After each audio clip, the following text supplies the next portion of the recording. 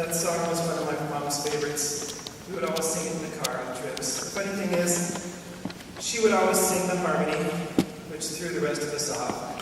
So no one sang the melody. All five of us were singing the harmony, so we never really heard what the melody of that song was.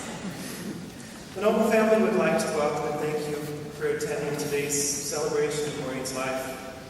Whether you knew her as Mo, as Mimi, Nama, Maurine, or Mom, you knew a woman of integrity, of passion, and commitment to serving others.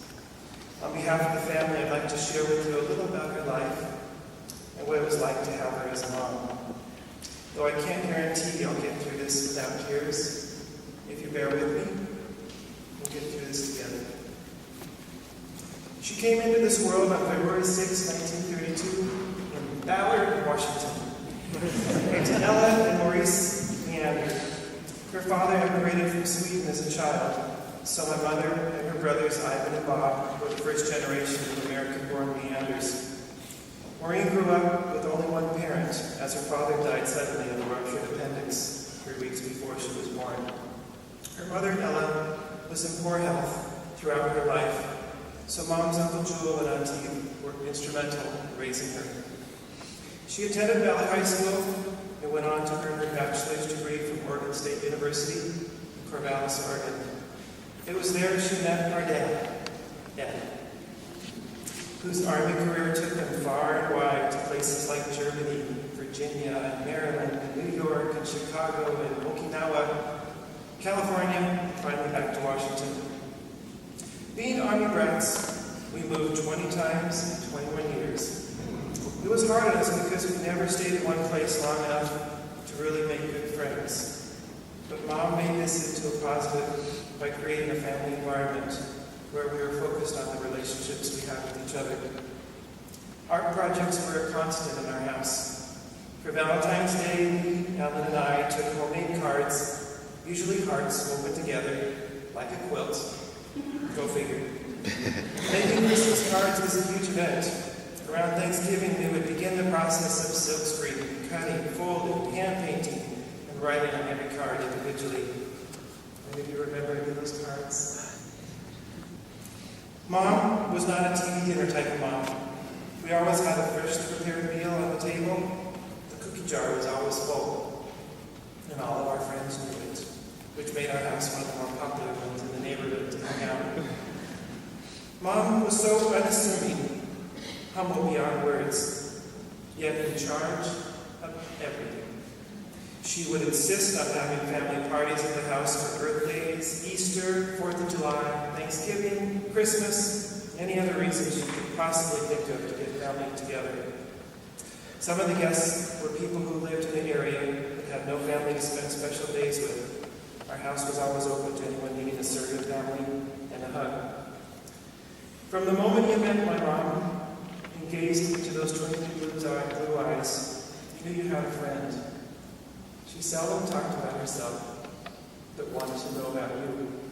Her patience, kindness, acceptance of differences in each individual, and true love of family has become the barometer by which each of her children try to live their lives.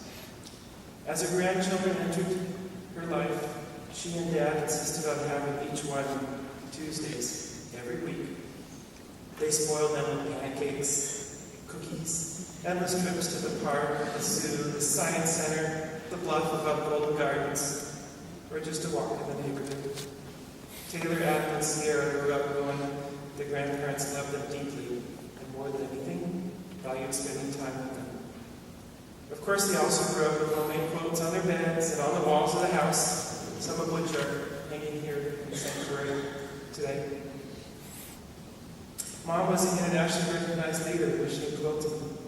Her first book, Machine Quilting Made Easy, was published in 1994 and is still in print today. In fact, when you do an internet search for machine quilting book or Maurine Noble, it comes up as one of the leading step-by-step books available on the market still. She went on to publish 2 other quilting books and taught machine quilting classes throughout the United States and Canada and even South Africa. It was one of her greatest passions and deepest joys.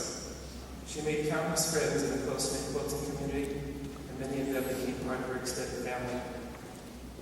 Later in life, she endured so much pain, so much suffering, but always with grace and courage beyond comparison. I don't know how she got out of bed to face another day, but she always did, with a smile on her face, ready to inspire and serve everyone around her. She never gave up. She had so much to live for.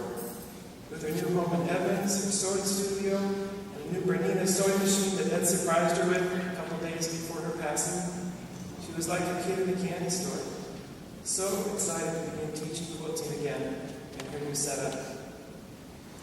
While Mom was famously known for her machine quilting talents and exceptional teaching ability, her greatest legacy will be as a wife, a mother, grandmother, aunt, and a friend. When she passed away on July 31st, we lost a model servant to humanity and God.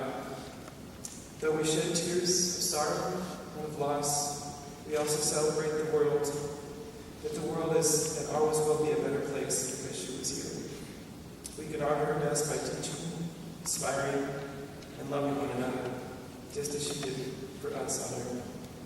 Godspeed, Mom, Mimi, Nana, Maurine, Mom. Till we meet again.